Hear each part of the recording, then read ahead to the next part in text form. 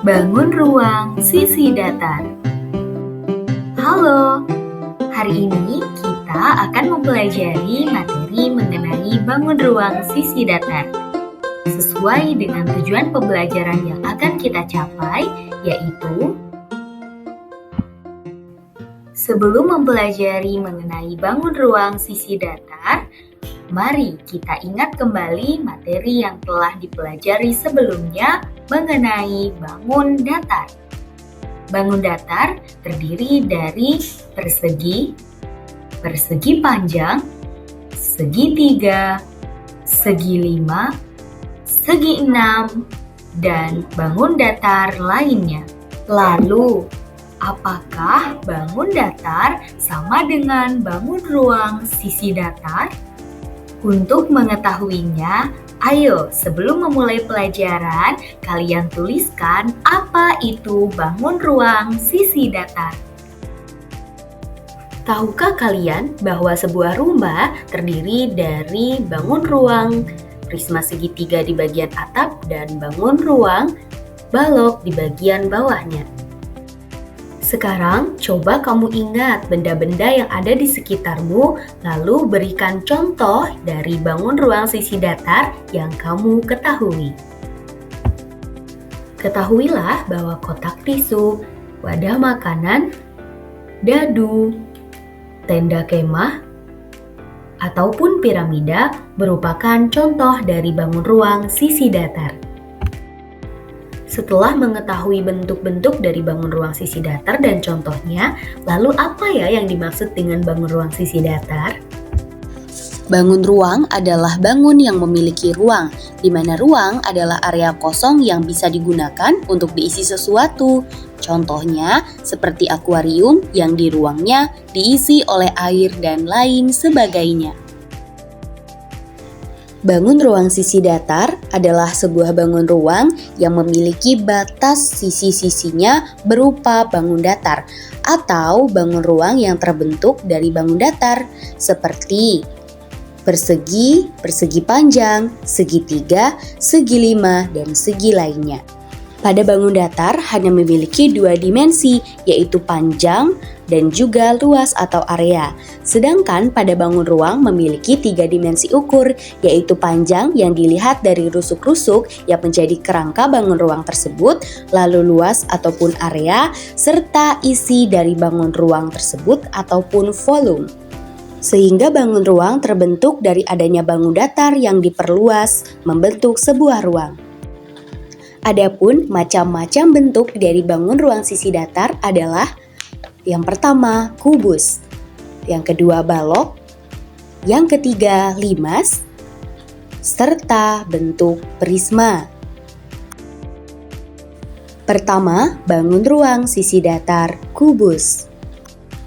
Mari kita perhatikan bentuk dari bangun ruang kubus, di mana kubus terdiri dari 6 buah persegi yang sama besar, serta 12 rusuk yang sama panjang, dan juga 8 buah titik sudut yang membentuk kubus. Ketika kita perhatikan bahwa sebuah dadu merupakan salah satu bentuk dari kubus. Perhatikan dadu berikut. Ketika kita buka, maka dadu tersebut akan terdiri dari persegi-persegi ataupun bangun datar, yang mana inilah yang disebut dengan jaring-jaring. Jaring-jaring kubus terdiri dari 6 buah persegi. Ada banyak sekali jaring-jaring kubus yang dapat terbentuk. Ayo gambarkan sebanyak-banyaknya selain yang ada pada video. Ini adalah beberapa contoh dari jaring-jaring bangun ruang sisi datar kubus. Dari bangun ruang kubus tadi, kita akan menentukan luas permukaan kubus melalui jaring-jaring kubus, yang mana jaring-jaring kubus terdiri dari 6 buah persegi, sehingga kita bisa menghitung masing-masing dari persegi. Karena sebuah persegi memiliki sisi yang sama panjang, maka kubus juga memiliki sisi yang sama panjang, sehingga Untuk luas permukaan kubus bisa kita tuliskan sebagai jumlah dari seluruh luas dari permukaan bangun datar yang ada atau membentuk kubus, yaitu luas pertama, kedua, ketiga, keempat, kelima, dan keenam, di mana rumus dari luas persegi adalah sisi kali sisi. Karena ada 6 buah persegi, maka kita bisa tuliskan sebagai 6 dikali sisi, atau sebagai 6 dikali sisi kuadrat. Setelah mengetahui luas permukaan dari kubus, ayo kita coba untuk mengerjakan soal berikut. Kita diminta untuk menghitung luas permukaan dari kardus ataupun kotak yang memiliki sisi 6 cm.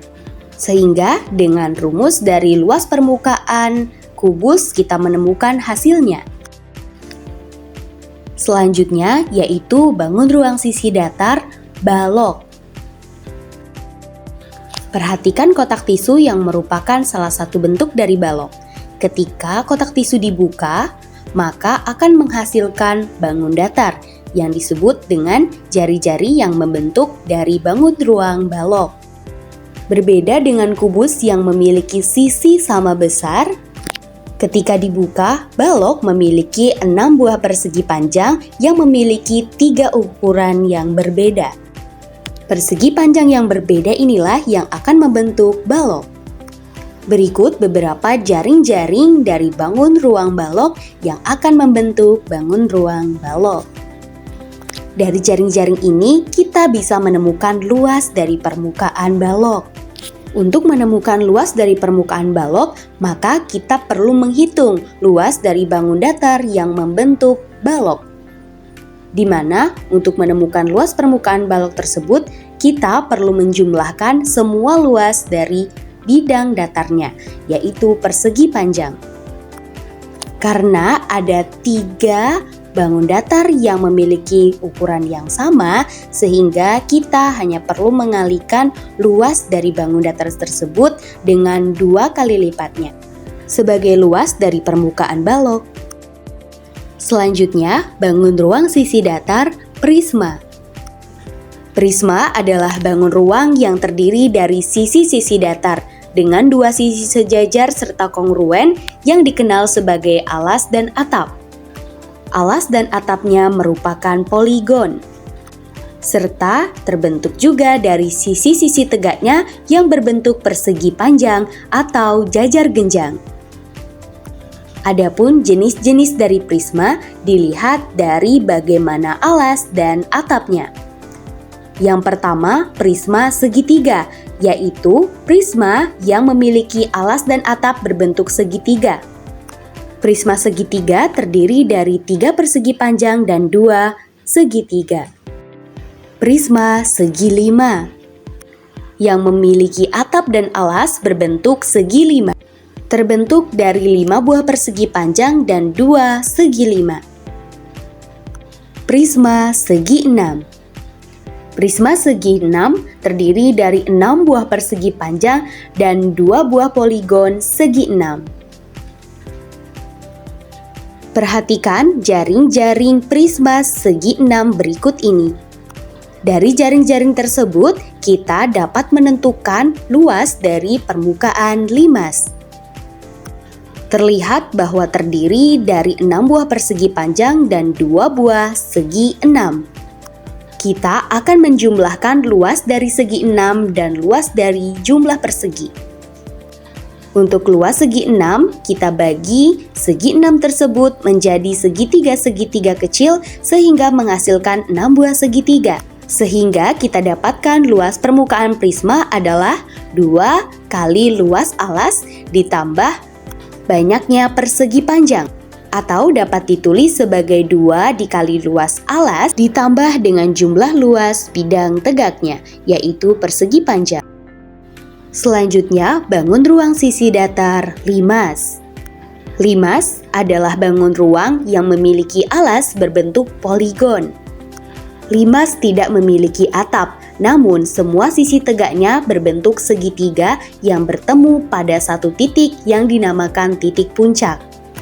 Hal ini menjadi ciri khas bagi limas, yaitu memiliki bagian runcing di atasnya. Adapun beberapa jenis limas, berdasarkan alasnya, yang pertama adalah limas segitiga, yaitu limas yang memiliki alas berbentuk segitiga. Selanjutnya, limas segi empat yang memiliki alas berbentuk segi empat dan dinding-dinding berbentuk segitiga. Dari jaring-jaring tersebut, kita akan menentukan luas dari permukaan limas.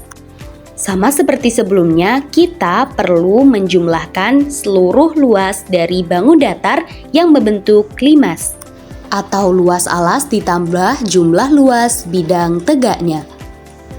Nah, setelah mempelajari bangun ruang sisi datar, waktunya berkreativitas. Kerjakanlah perintah berikut ini. Cukup sekian pembelajaran hari ini. Sampai jumpa di pembelajaran bangun ruang sisi datar berikutnya. Terima kasih.